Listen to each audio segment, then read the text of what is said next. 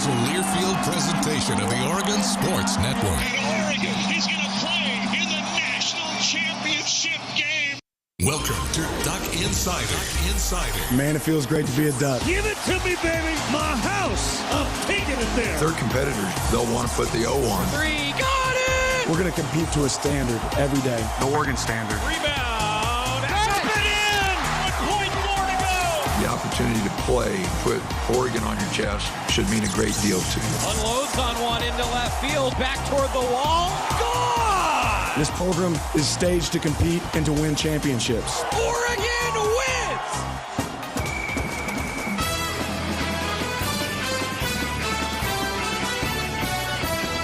This is Duck Insider on the Oregon Sports Network from Learfield, presented by On Point Community Credit Union. Better banking, local solutions. Live from the Country Financial Studio, let's talk Oregon athletics. It's a new week, everybody, and welcome into the Country Financial Studio. Duck Insider brought to you by On Point Community Credit Union, joined at the top by the voice of the Ducks, Jerry Allen. How does that sound, the voice of the Ducks? Does it have that magic for you anymore? Oh, yeah. Oh, gosh, you're kidding me with the greatness that Oregon athletics have had in my career here, to be identified as one of those type of people who gets to tell you, oh, yeah, oh yeah. Chills will never go away. No. What's your favorite part of the job, would you say?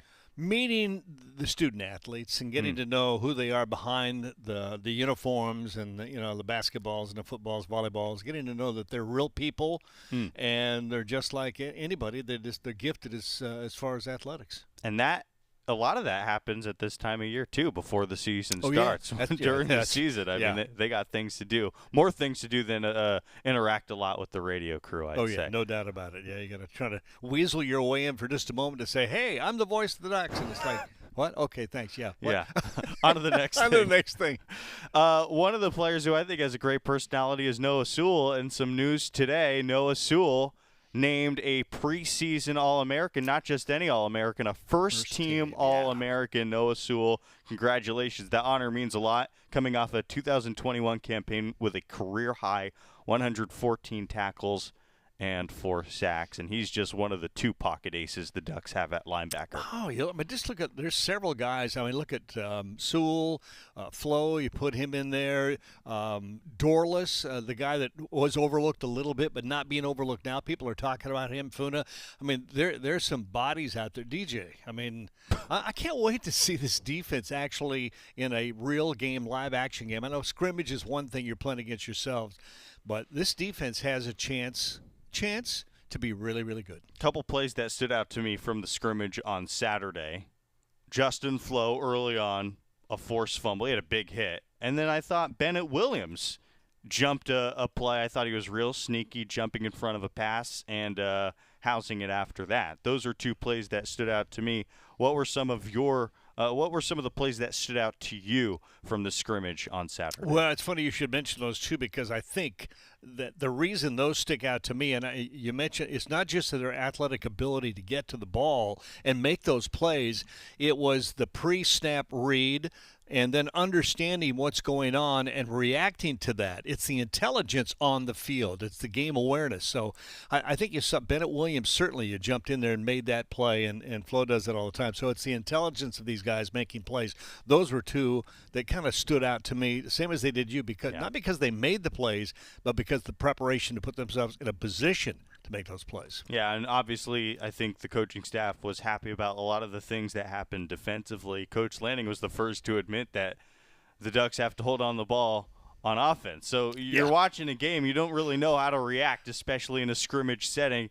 Thrilled that the defense makes the play, frustrated that the offense couldn't take control. That was my first scrimmage experience, and I left way more confused than when I first got there. I don't know about you.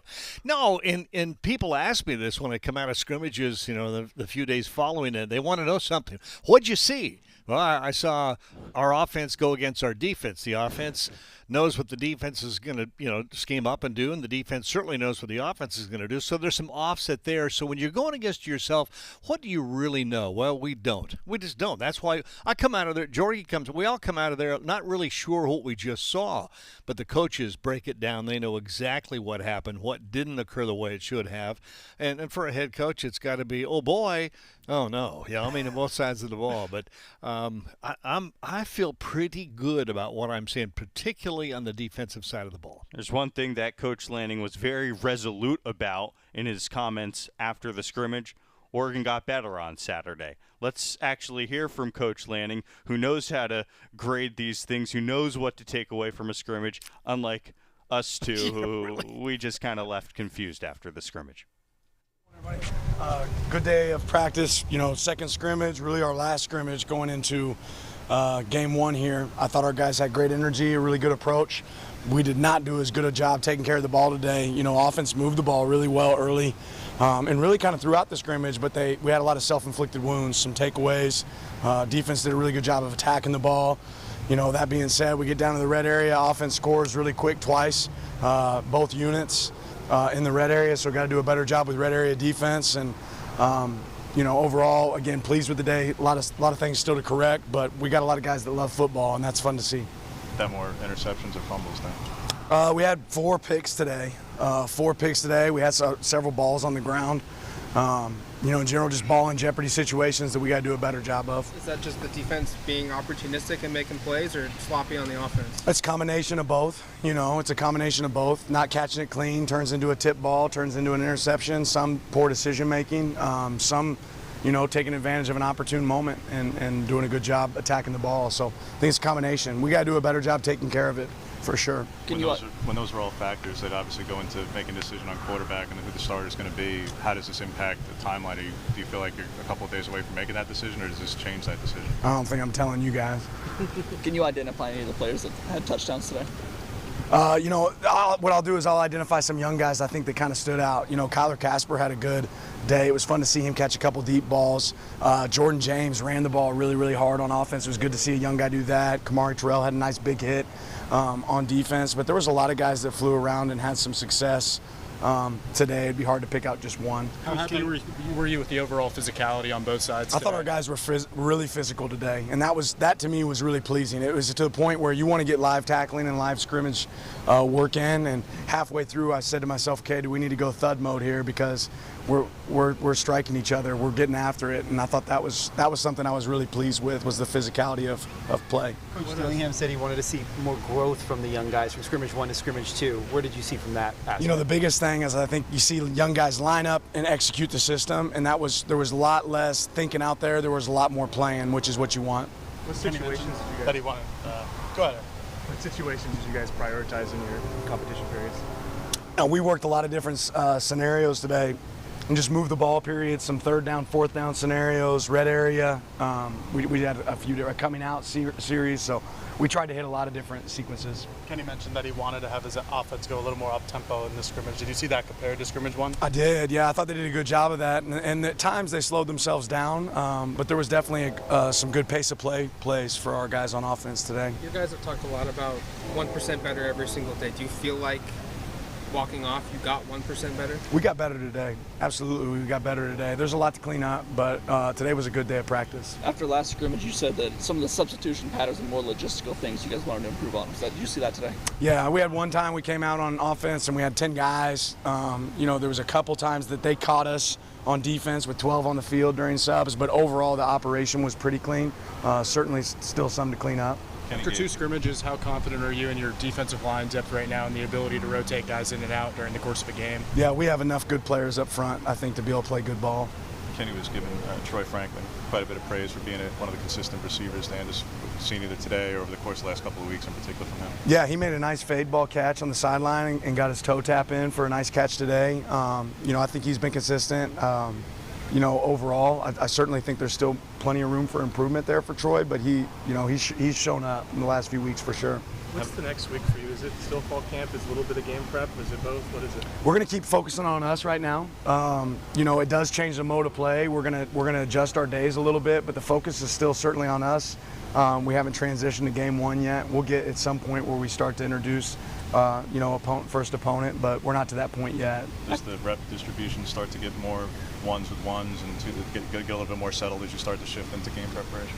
A little bit, maybe. I'm still looking. There's somebody that right now everyone might feel like is buried in our depth that's going to be playing for us at the end of the season. That's just the way it works every year. So for us, it's how many guys on the roster can we get better, and we want to get as many reps in as possible there. One of those spots in particular is just the number 3 outside corner. We know obviously about Gonzo and Dante, and Quez has played there before, but from the young guys, from Avante, from Darren, who's kind of has somebody taking advantage of being the number 3 outside guy? Well, we've gotten a lot of reps. I don't know that anybody's taken that spot yet or shown up for those spots yet. We've gotten a lot of guys. We obviously had some really good production today from a couple of those guys in the secondary on interceptions, but I think that's still up for the verdict. It's still out. After 2 scrimmages in a spring game, how would you assess yourself as a head coach? Where do you think you've gotten a lot better? Where can you still continue to grow? I mismanaged, end of game situation here today where we could have got a clock play in that I want to get better. The clock was running and we probably hurried to get a field goal. I would have gone back and done that differently. I think there's still some stuff that I want to keep coaching myself on, and you only do that by creating those moments in practice. The thing that I think is going to help me be successful is I have really good coaches around me, and I can lean on those guys for moments of growth. Braden Swinson said that he's been seeing the defense just click a little bit more, learn the playbook a little bit more. Have you been seeing that, especially here today? Yeah, I think, today was, we didn't have any new install. There's no new plays that got put in today. This is what do we know, what can we run, and how well can we run it, and I think you saw that show up. For the most part, there weren't a lot of mental errors, a lot of mistakes lining up, which is what you want.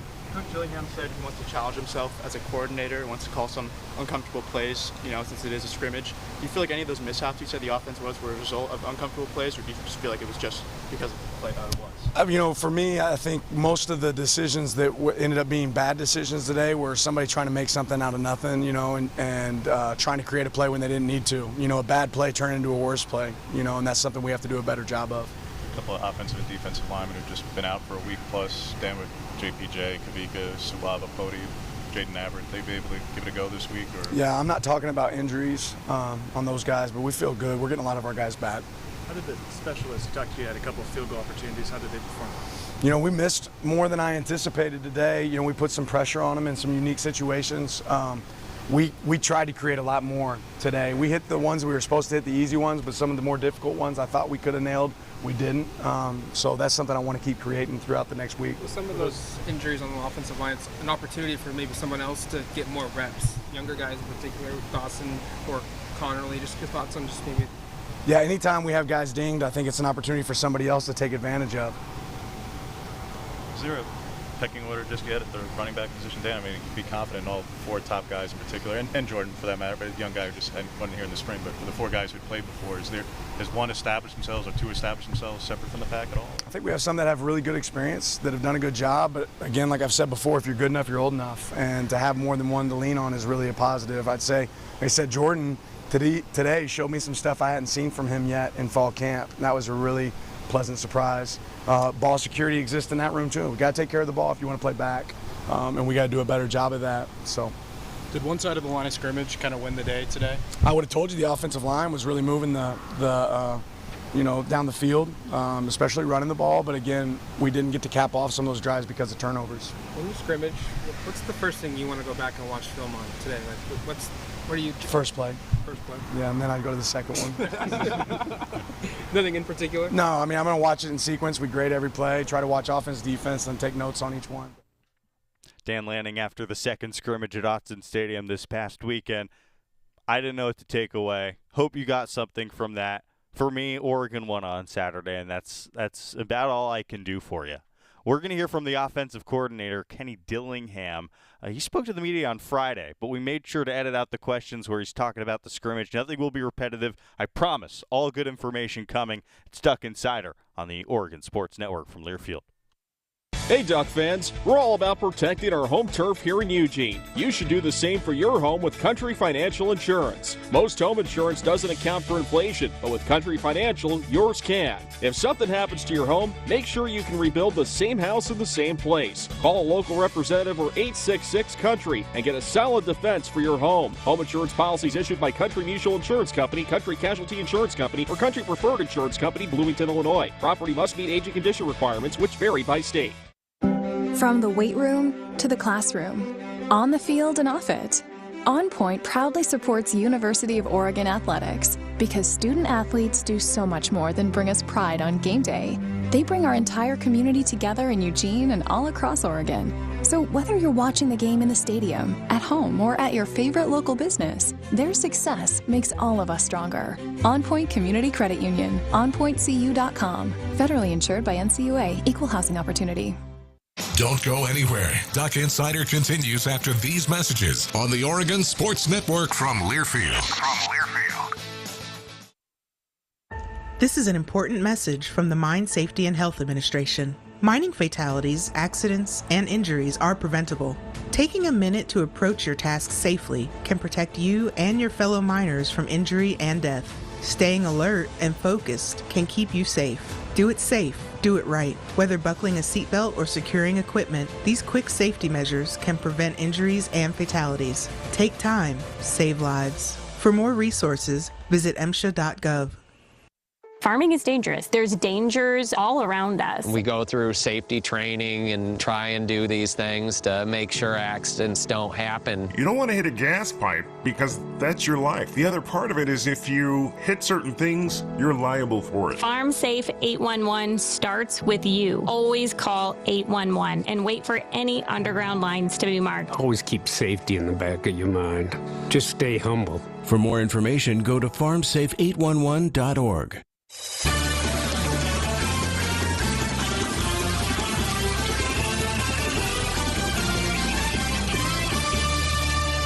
Duck Insider back here on the Oregon Sports Network from Learfield. Jordan Brenner sitting in for Joey Mack, who's still spending time with his brand new baby boy. Duck Insider brought to you by On Point Community Credit Union. We heard from Dan Lanning before the break. Now it's time to hear from the offensive coordinator, Kenny Dillingham, who had things to say about certain schemes and players on Oregon's offense that what he's seen from them. Here's the offensive coordinator for the Ducks.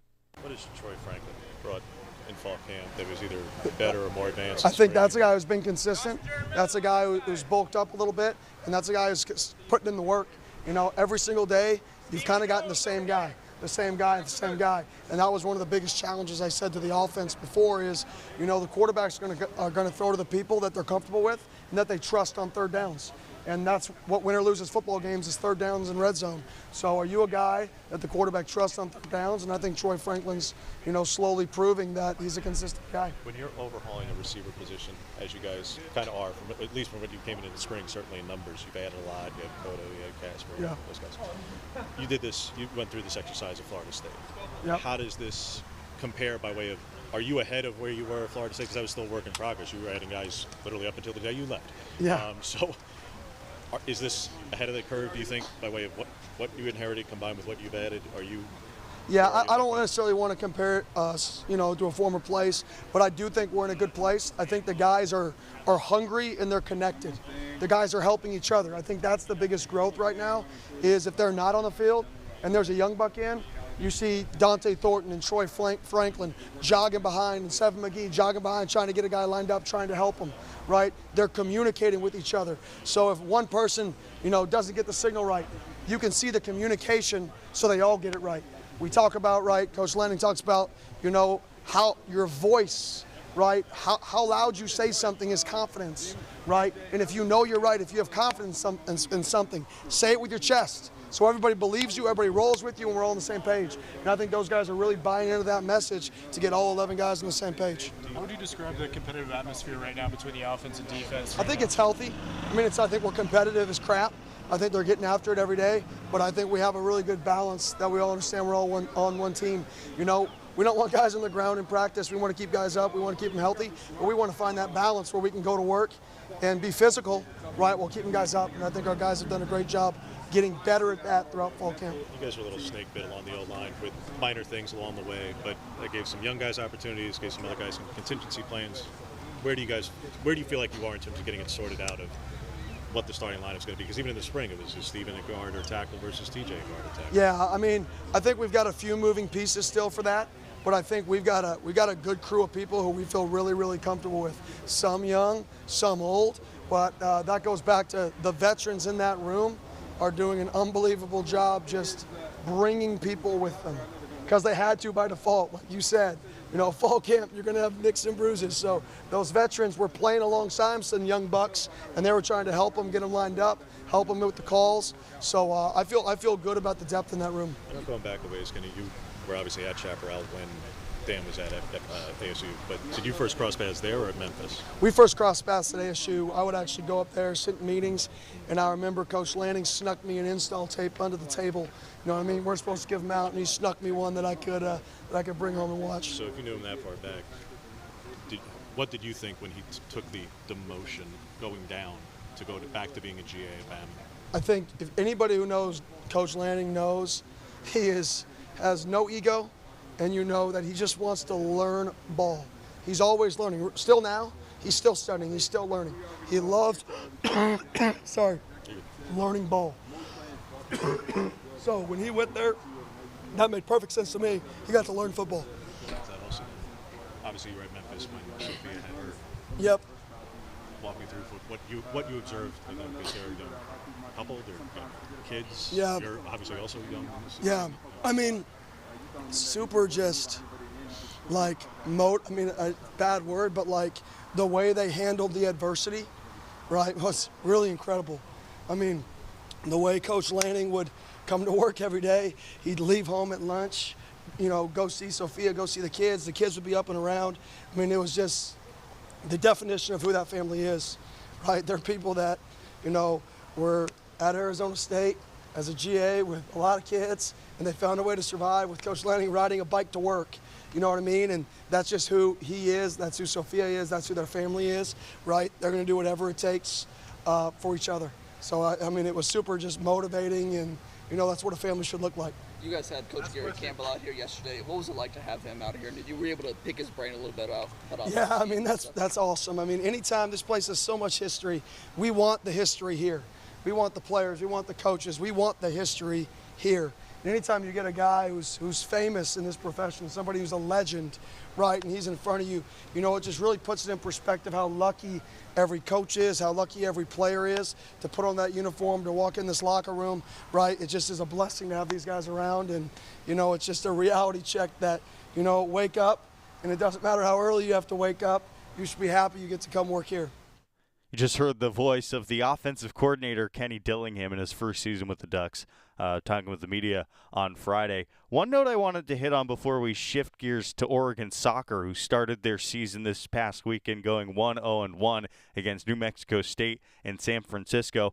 Oregon men's basketball with some fall exhibition games in Canada. And the Ducks were in action yesterday, and they got a 102-48 victory versus McGill. Now, it wasn't as if Oregon was playing this game like it was the Final Four, right?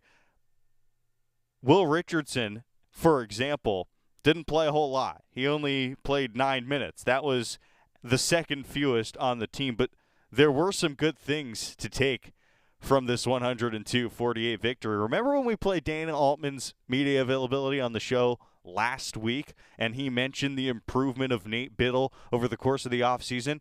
Well, Dana Altman wasn't lying. Nate Biddle had 18 points to lead all scorers and grab 7 boards.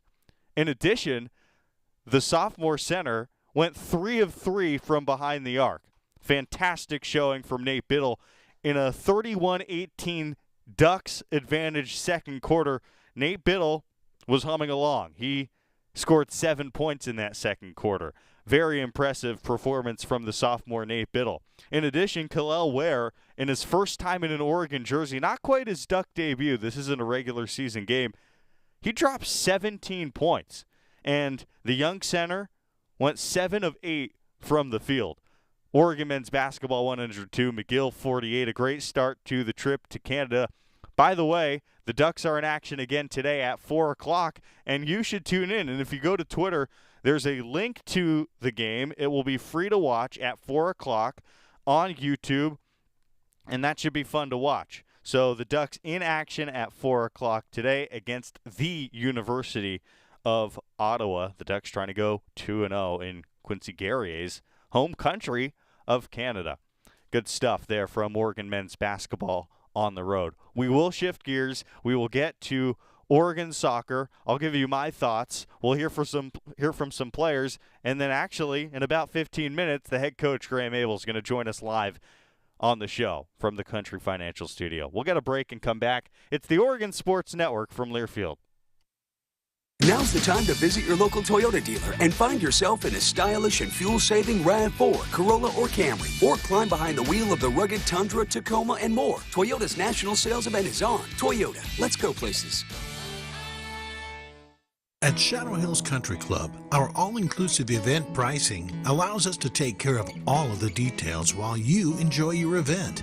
Our wedding garden, expansive grounds, ballroom, and meeting rooms can accommodate any size event and come complete with full catering and service staff. From weddings to business and social events, Shadow Hills offers the benefits of a resort atmosphere and the peace of a country setting just minutes from downtown Eugene. For more details, call us today or go to shadowhillsevents.com. Now's the time to visit your local Toyota dealer and find yourself in a stylish and fuel-saving RAV4, Corolla, or Camry. Or climb behind the wheel of the rugged Tundra, Tacoma, and more. Toyota's national sales event is on. Toyota, let's go places. Duck Insider continues after this timeout on the Oregon Sports Network from Learfield. Question: what will you find on all over-the-counter or OTC medicine packages to help you choose the right drug and use it safely? The answer: the drug facts label. This label lists the medicine's active ingredients and purpose, how much to take, and warnings you should know before using it. Remember, even OTC medicines you buy without a prescription can cause side effects you don't want. So follow the information listed on the drug facts label. For more information, visit fda.gov/drug facts label. A message from the U.S. Food and Drug Administration. Some of the best sounds you'll ever hear are generic, safe, effective, even money-saving, just like FDA-approved generic drugs. Even if they don't come in the exact same color or shape as their brand name equivalents, they have the same key ingredients and go through a rigorous review process. Talk to your doctor or pharmacist today and visit fda.gov/generic drugs. Generics are safe, effective, and can save you money. You'll like the sound of that.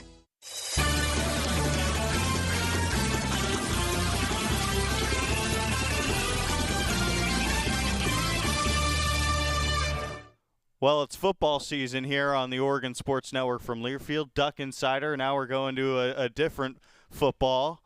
Bring in the head coach of Oregon soccer, Graeme Abel. We're going to make an audible. We'll get to some of our other content that we teased a little bit later. I want to talk with you, Coach, about the 1-0-1 start to the season. And just first tell me where the team is, how you think the first week of play went, what went well for the team. We obviously got the couple of goals on Thursday night and the shutout for that as well.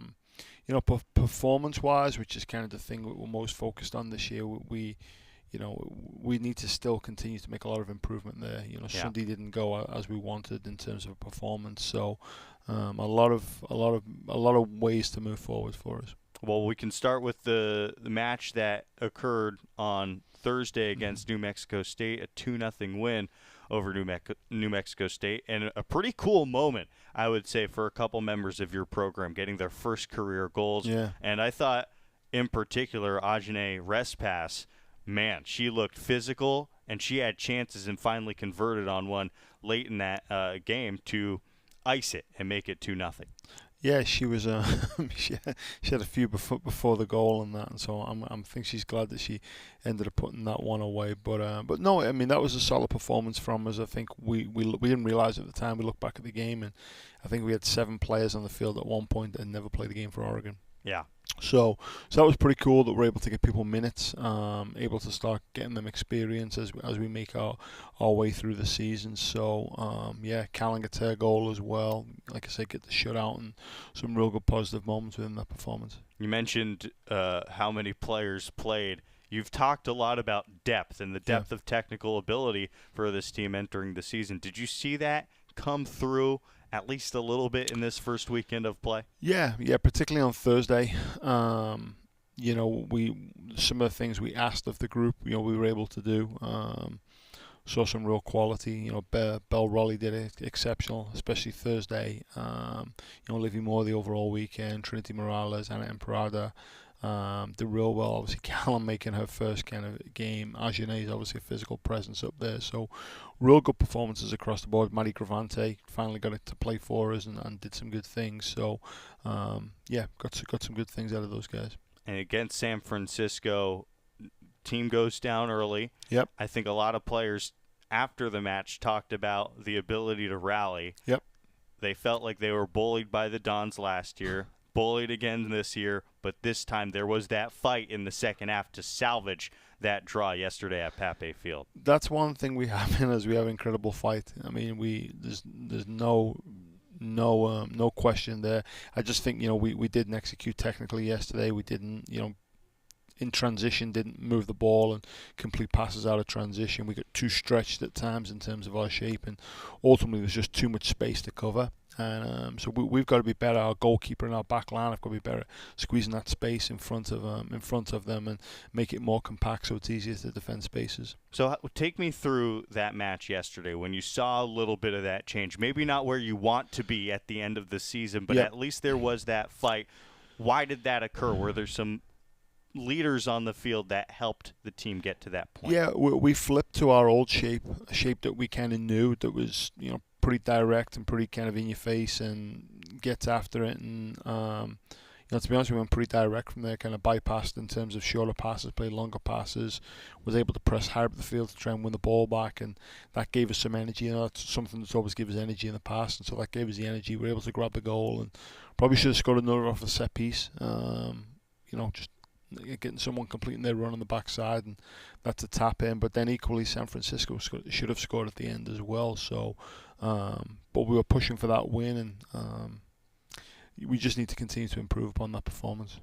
Leah Freeman, a player who I think has high expectations for herself, probably happy exiting the first match of the season with yet another shutout, actually ties a career high in saves yesterday against the Dons. But I think Leah would tell you that she could probably have made a play on that first goal of the game, but overall still a superstar-like performance from Freeman, maybe from my amateur eyes. I don't know if you agree. Some good things from Leah Freeman this weekend. Yeah, I think the thing for any athlete, student athlete at a high level, the higher the level you go and the higher the level you want to go, the details get more and more important. So I think she's at that stage of her career where we're talking little fine details right now with regards to little things. So, yeah, I mean, she made some great saves in the game, and made some big moments that kept us in the game. Even the one they missed at the end, the angles that she had kind of set up for it forced our player to shoot wide. So,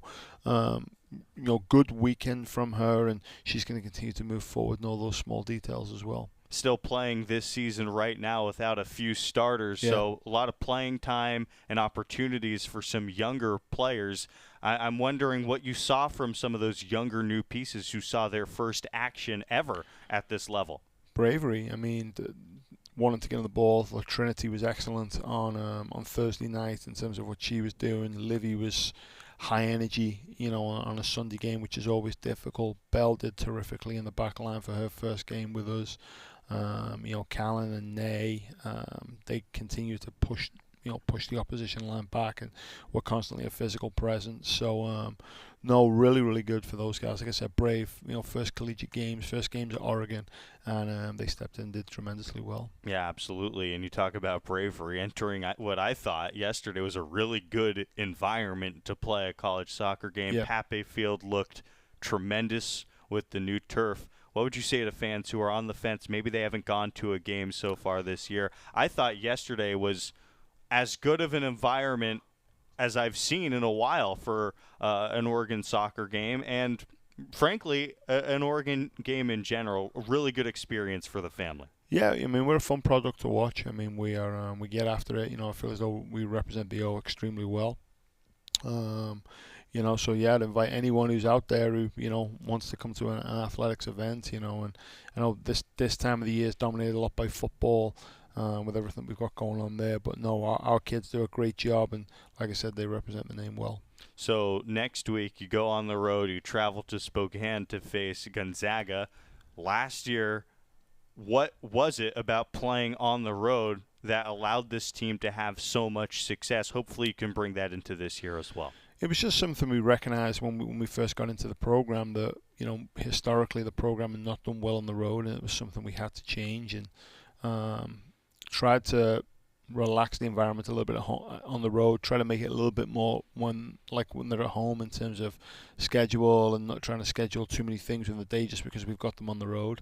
Obviously, when the academics come into play, we've got to make sure we take care of that piece as well. But our kids were just really, really mature with it in last year. So we have a good group of those back this year, and so hopefully they can continue to teach our newcomers the same things that we need so we can be successful again on the road this year. So that match will be Saturday at 7 p.m. against Gonzaga. A week of practice before that match. What are going to be some of your focuses entering what I think is probably a pretty important week of practice? Yeah, really important. I mean, Gonzaga are being very good. So I think it's, again, looking at some of our defending shape, some of the little things that we need to be successful. Like I said, we got stretched a little bit too much yesterday, and then overall just better in possession once we win the ball. What are the ideas once we win it? Where do we want to go, and how we execute doing that? Yeah, well, I'm excited to see that match. Some things to improve on, certainly, but you leave a weekend where some things went wrong, 1-0-1, no losses at home. So still, I would be optimistic about the direction of the program, and I appreciate your time joining us here on the show. Not a problem. Appreciate it. That's Graeme Abel, the head coach of Oregon Soccer, joining us on Duck Insider. We'll get a break and do a little bit more recapping of those two games against New Mexico State and against San Francisco yesterday. It's Duck Insider, brought to you by On Point Community Credit Union, and we're coming back after this on the Oregon Sports Network from Learfield. From the weight room to the classroom, on the field and off it, On Point proudly supports University of Oregon athletics because student athletes do so much more than bring us pride on game day. They bring our entire community together in Eugene and all across Oregon. So whether you're watching the game in the stadium, at home, or at your favorite local business, their success makes all of us stronger. On Point Community Credit Union, onpointcu.com. Federally insured by NCUA, Equal Housing Opportunity.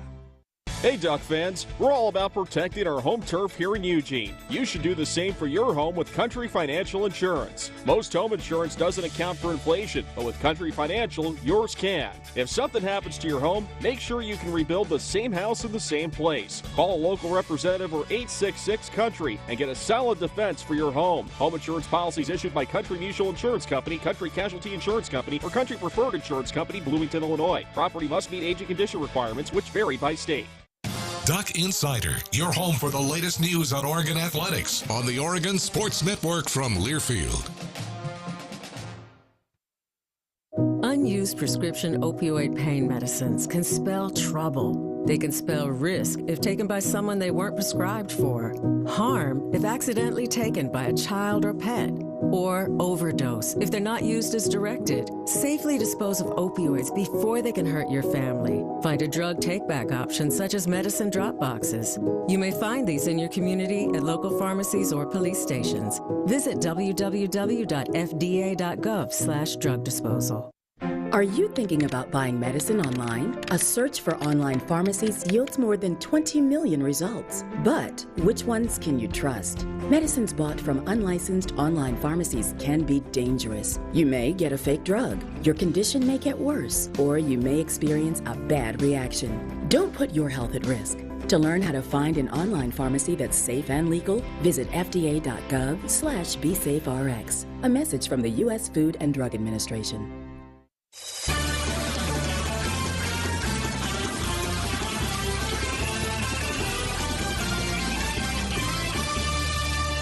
Welcome back to Duck Insider, brought to you by On Point Community Credit Union here in the Country Financial Studio. Happy you're with us on a Monday afternoon. We'll have all sorts of media for football throughout this week. Coach Lanning and Coach Dillingham, we heard from them earlier. We'll get to a couple of Oregon football players also at the end of this show. But I did want to focus on Leah Freeman because she had a historic game yesterday. Yes, there was one goal that got by her, and a player that good, you almost expect her to pitch a shutout every time she laces them up. She didn't do that yesterday, but what she did do was keep it at a draw for the Ducks, tying a career high in saves yesterday with 9. Some were sprawling, some were spectacular.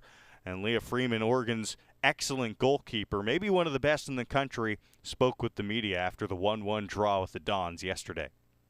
Did you expect to be that busy today? I think you always expect to be busy. You don't really expect one outcome or the other.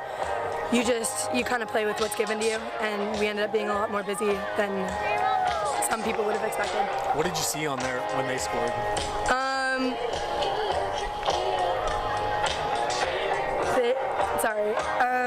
I just saw there was a lot of pressure in the box. There was a lot of people coming in. There were a lot of people at once. So, yeah. As far as, did it seem like there was it feels like things picked up a lot more aggressively in the second half. Could you sense that out there? Yeah, there was definitely an aggressional kind of, it got more aggressive as the game went on. I think both teams were screaming and clawing, and it's like everyone's hungry right now. Every team is coming into their season, they're coming in hungry, and both teams were going at it, and that's what you saw with the aggressiveness that was happening. Something Coach said that is you can't take away from this game is your team could fight, as fighters and scrap and claw, but he said that's not going to be the end-all, be-all. What's the approach kind of now, given these first 2 games here, what you've kind of seen, one ahead and now one coming back from behind? I think something that we see is like our ability to do that 100%. We're able to finish goals in a game that might have ended in a tie. We saw that in last game. We're able to claw and get back from a deficit, which we were able to last year as well, but this game, you can really see that we were fighting. And I think everything else is going to come together as the season goes on. It's already coming up. We can already see that on the field. We can see the new faces. We can see the new people getting comfortable. And I think it's just going to increase with that. And we might be disappointed in the results, but we can look at what this game brought us and see that we can make it better and bring that stuff into the next game. As a goalie, when you're out there making these great saves and you're just not producing on offense, how do you kind of communicate that to the team and bring your confidence kind of to them, but on the other end of the field? I think that it's one thing, it's it radiates through every single line in the field, and our team does that really well. Our team uplifts the people that are around us and gets them to keep going and keep doing it. And so I think the back line was busy in this game, and the front line could see us working, and then that caused them to keep working, and everybody just kept working all together, and that was definitely something that kind of kept us going through the last part of the game. Definitely a different game than your last game. Yeah. So how are you taking this different feeling into your next game? I think we learn from each game. We learn how to play against different types of teams. There are teams that are able to combine these aspects that each of these teams have and have them all together. So as we go through both games, we're able to really look at this game, see what we can take from it, look at last game, see what we can take from it, and go into a team that's more kind of mixed in what they're able to show and what they're able to do, and really take all of that together and go forward. What was going through your mind on that last breakaway? Honestly, I don't remember. My whole thing is if you get into a breakaway like that, you trust your instinct, you trust your gut, you think about what you're doing, trusting that you're going to be able to cover the space. And if you think too much, you're not going to get there, and it's just going to be something where you're going to get too much in your head. So I honestly do not remember exactly what I was thinking. By the way, I like that approach from Leah Freeman in that final breakaway. She didn't have to make a save. The shot was wide, but boy, she was in the perfect position to force that shot wide and preserve that 1-1 draw for the Ducks. Could have been a 1-1 start to the season if not for Leah Freeman's heroic performance in many ways yesterday. Yeah, she'd tell you that one goal, she may have been able to get to that one, but how about those 9 other saves?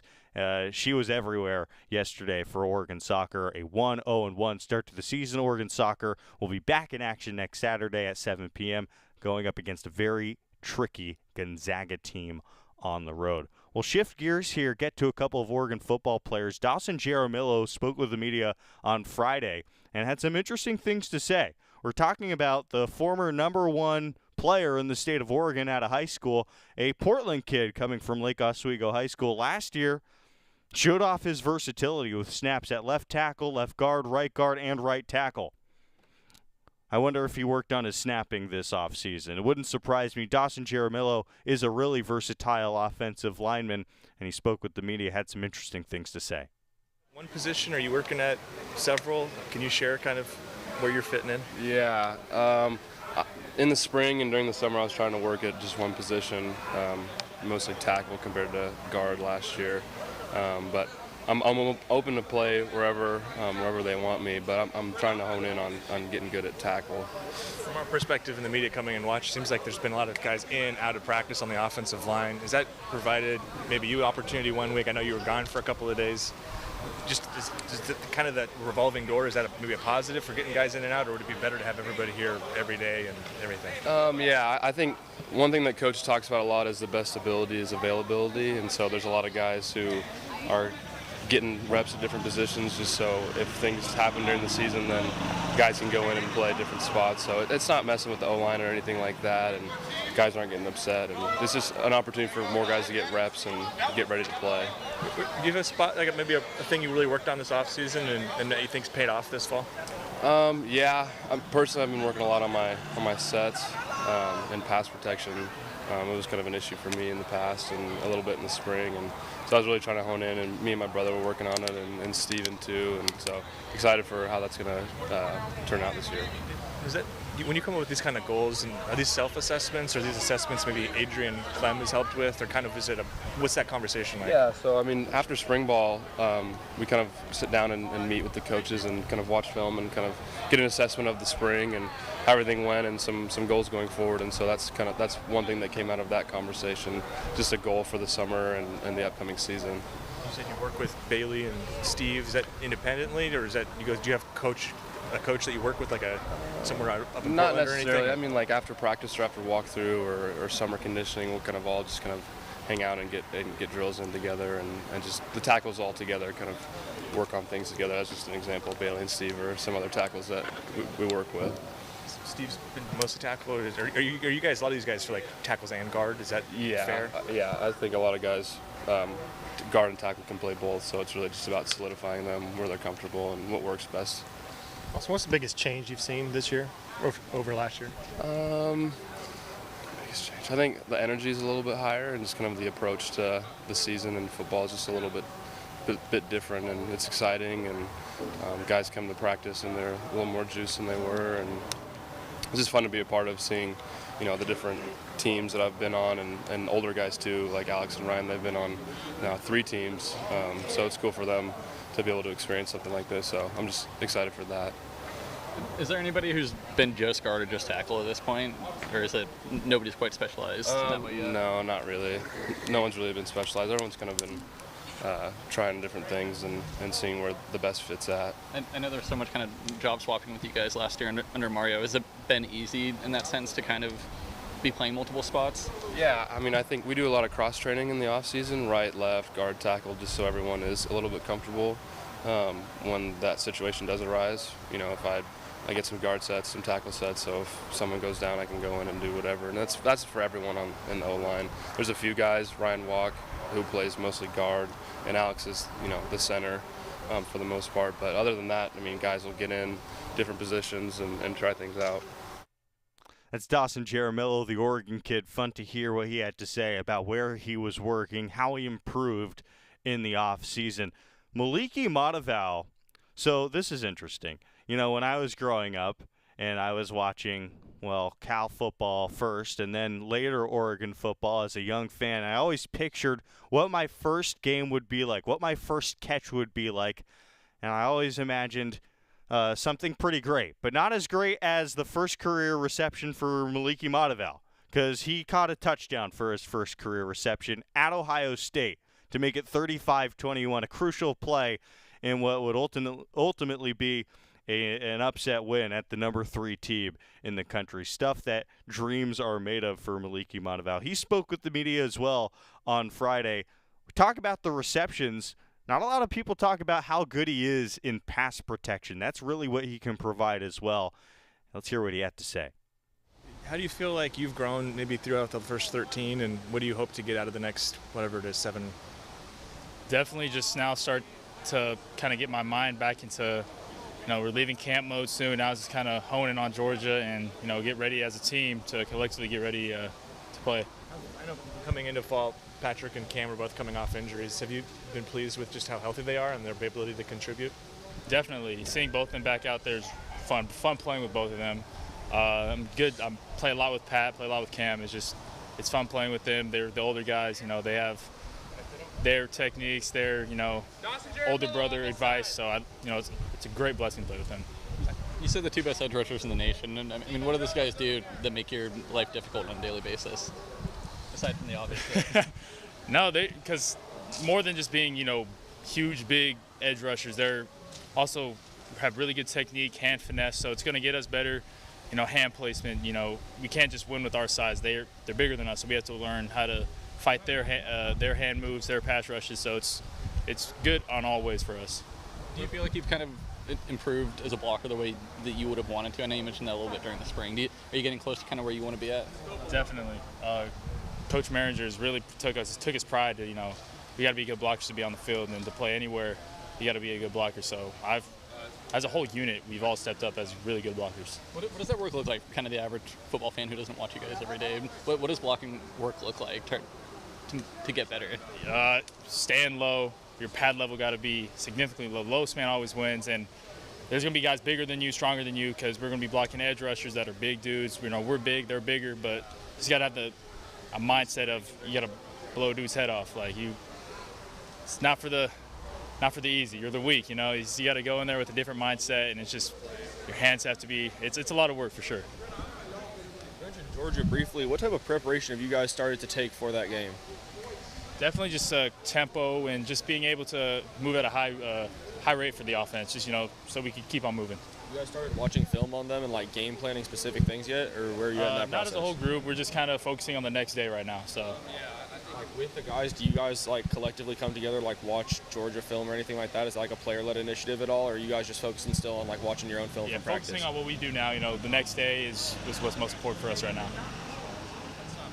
How often? I know you and Terrence both kind of talked during spring that we're going to see some 2 tight end packages. I don't know if you can put a percentage on that at this point, but how often do you think that's going to be the case? How often have you seen that in practice? It's happening a lot, and it's good. Whoever's in, it doesn't matter. We're all great as a unit, and we're able to make strides at whatever we need to do on the field. Do you think, you guys obviously have different games, do you think there's enough differences that it's really, positive overall to have you both out there at once? Yeah, definitely. We all have our strengths, weaknesses, and we all are able to use it in this offense, so it's great. It's Maliki Mataval, a tight end for Oregon football, blocking tight end, caught some passes last year, including the touchdown against Ohio State. Let's get a break. We'll wrap up, hit on some news and notes. I'll tell you what's going on today and the rest of the week. It's Duck Insider, and we're coming back on the Oregon Sports Network from Learfield. At Shadow Hills Country Club, our all-inclusive event pricing allows us to take care of all of the details while you enjoy your event. Our wedding garden, expansive grounds, ballroom, and meeting rooms can accommodate any size event and come complete with full catering and service staff. From weddings to business and social events, Shadow Hills offers the benefits of a resort atmosphere and the peace of a country setting just minutes from downtown Eugene. For more details, call us today or go to shadowhillsevents.com. From the weight room to the classroom, on the field and off it, On Point proudly supports University of Oregon athletics because student athletes do so much more than bring us pride on game day. They bring our entire community together in Eugene and all across Oregon. So whether you're watching the game in the stadium, at home, or at your favorite local business, their success makes all of us stronger. On Point Community Credit Union, onpointcu.com. Federally insured by NCUA, Equal Housing Opportunity. This is Duck Insider. Duck Insider on the Oregon Sports Network from Learfield. The United States Deputy Sheriff's Association is a national nonprofit and the largest non-governmental provider of services to law enforcement. The USDSA assists city, county, state, and federal agencies with free safety equipment donations and officer survival training, along with cash donations to families of law enforcement officers who perish in the line of duty, college scholarships for the children of law enforcement, a citizen awareness program, and more. For more information on the USDSA and how you can help, visit usdeputy.org. You're never completely ready to adopt a teen. For late nights writing English papers. For your teen's music taste. For dinners where they talk more on their phone than with you. For the first time, they call you mom. You're never completely ready to adopt a teen, and you can't imagine the reward. To learn more about adopting a teen, visit adoptuskids.org. Brought to you by the U.S. Department of Health and Human Services, Adopt U.S. Kids, and the Ad Council.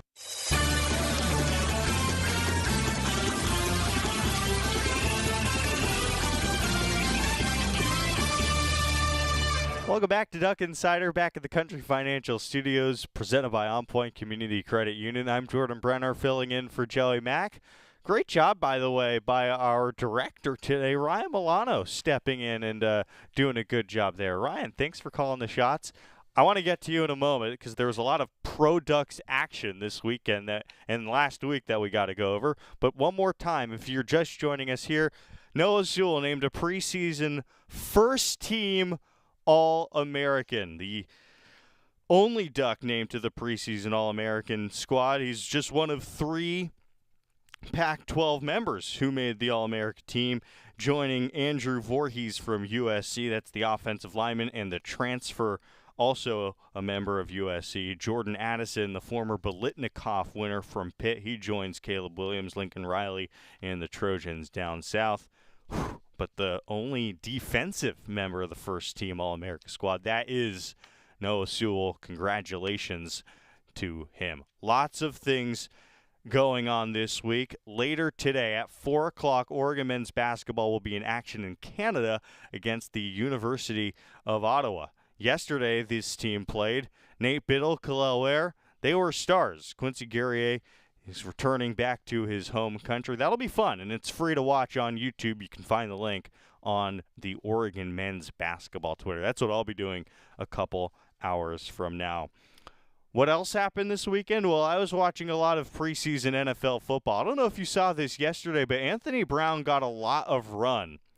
And Ryan, did you see this too?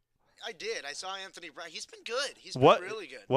His numbers were good. I think at one point he was like 10 of 14. He had a laser throw for a touchdown. He's looking really excellent for the Ravens. Who else was out there? There was Devin Allen. Devin Allen for the Eagles. Did you see the go route? I saw it, yeah. So he does like a double move. He beat the defender by about 10, 15 yards. Man, I'm not sure how many people I've seen create separation like that. Well, he's got the speed to do it, that's for sure. Kayvon Thibodeau took a low blow on a chop block. It was a scary play. We thought it was going to be a season-ending injury for Thibodeau just watching that play, but it looks like it's only going to be a short-term thing, which is good to see a lot of Duck fans with deep breaths of relief when they saw that wasn't a season-ending injury for the high draft pick. Yeah, reports seem to say that he's okay. He even ran into some of the media afterwards. I think he'll be fine. Luckily. Thanks to everybody. Thanks to Mitchell Lee. Thanks to you. We'll be back tomorrow. It's Duck Insider. And as always, go Ducks. Victor deployed for the first time to Afghanistan in 2003. He sustained a moderate traumatic brain injury.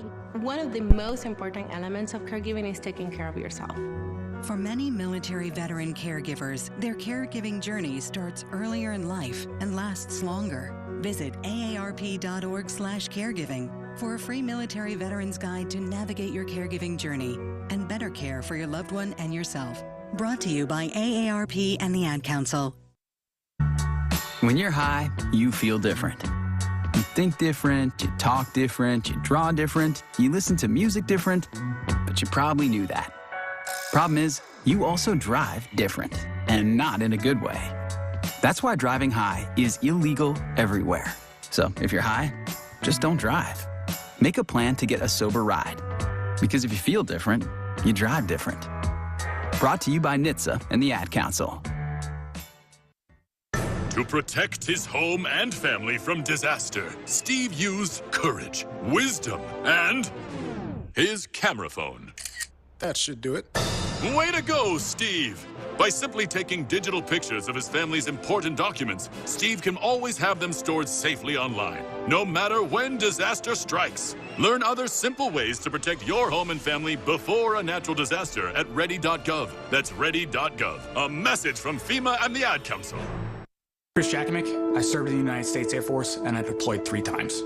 Being a veteran, it's interwoven into your DNA, is really the absence of the connection and the purpose that can really drive a lot of veterans to some negative thoughts. For those who are in a suicidal crisis, the window of time to save somebody's life is very short. Our duty is to protect ourselves and protect our families, and one way you can do that is store your weapons safely. Store all your guns securely. Help stop suicide. Brought to you by End Family Fire and the Ad Council.